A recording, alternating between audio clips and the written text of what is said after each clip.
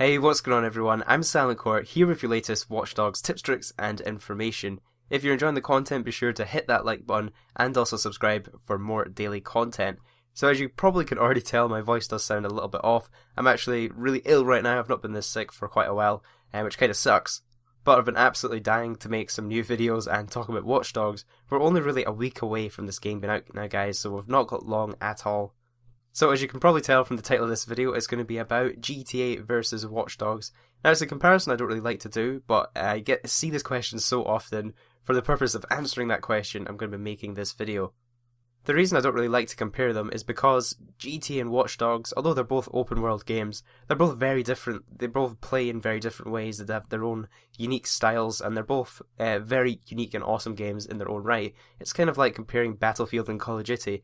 Although they're both first-person shooter games, they're almost completely separate games. You know, they both play very differently.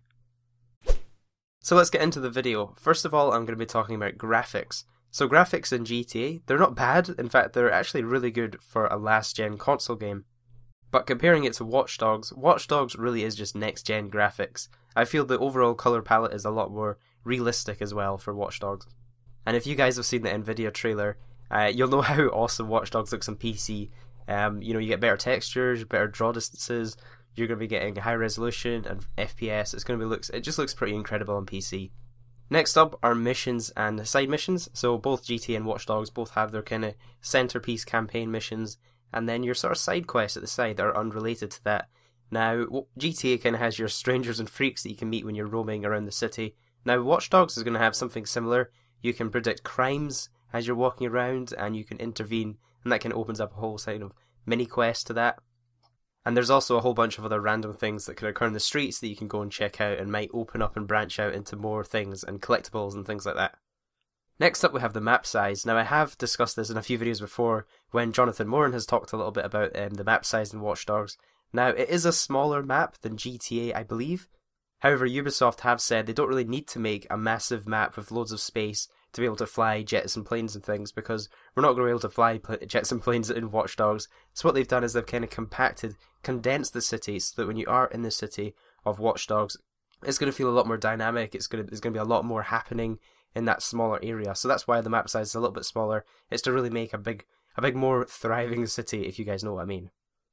Next up are the NPCs. So NPCs in GTA, they're almost like cannon fodder. NPCs in GTA, they're there to be run over and hit and shot, and there's no repercussions for it except for getting a brief temporary little wanted level, and once you lose that, you're completely back to normal.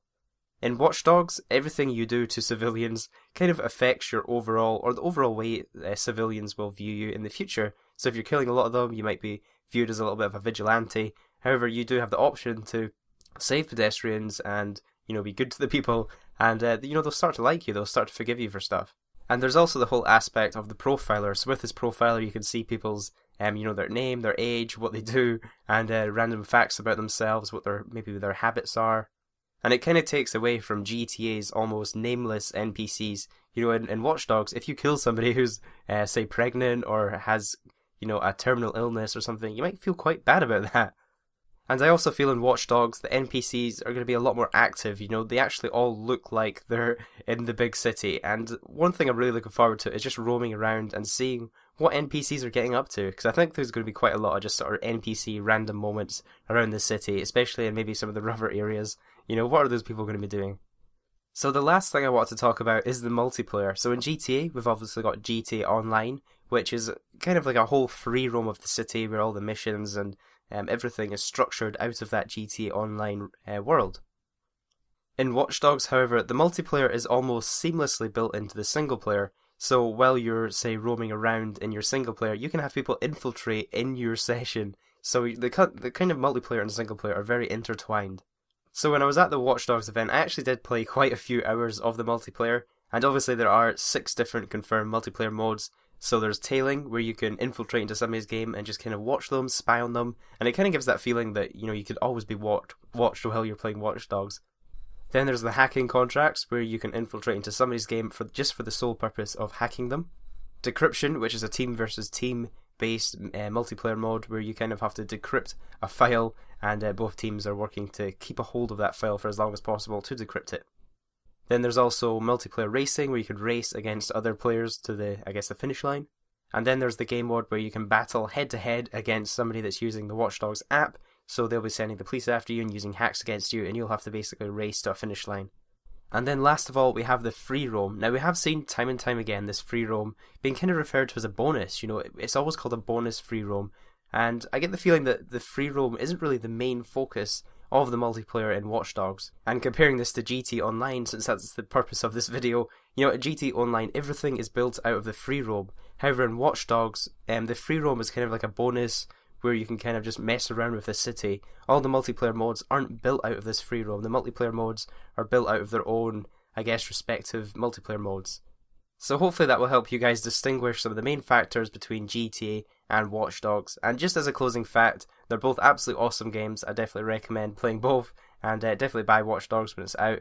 I had a lot of fun with it, and I've got a lot of gameplay ready that I'm editing, and I'll show you guys as soon as I can show you guys really. I'm planning quite a few videos, so you can expect almost multiple videos per week towards Watch Dogs release. So thank you guys so much for watching. I'm probably going to have to stop talking now because my throat really hurts, but I hope you guys enjoyed the video. Be sure to leave it a like and subscribe, and all my social media links are down in the description if you want to follow me on Twitter. I've been posting up some other unique stuff on my other social media sites. Thanks for watching, guys, and have yourselves a great day.